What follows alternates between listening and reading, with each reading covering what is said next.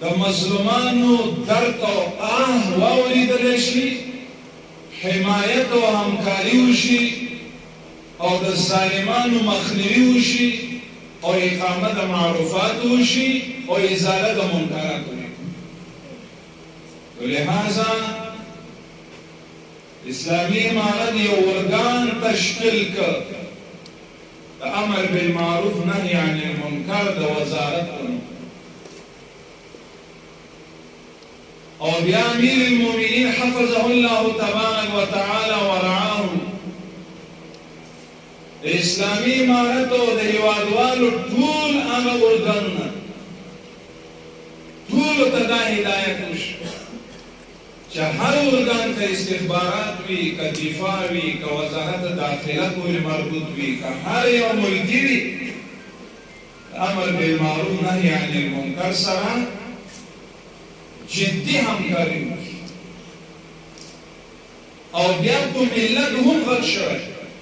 چې ملت هم ورسره همکار شي او کله د مسؤلینو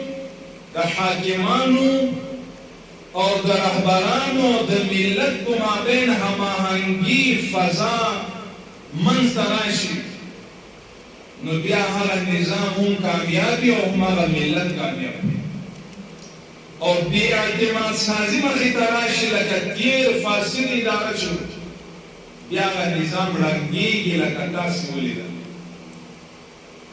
نو قدرمندو زموږ او ستاسې تعلق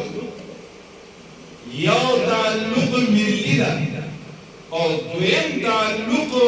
اسلامی او دینی ده او اسلامی او دینی تعلق دا اهم او ارجح وي د نسب او د ملی د تعلق نه او اسلامی ارزښتونه او دینی ارزښتونه دا مقدم وي دا اهم وي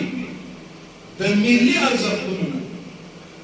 او داسې هم نه وي چې یوازې اسلامي ارزښتونه نه ملي ارزښتونه او اسلامي ارزښتونه دا دواړه زموږ ستاسو اهداف دي او دا هله ترلاسه کېږي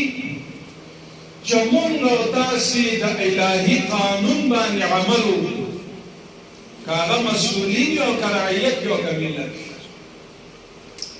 او د دې هماهنګي دپاره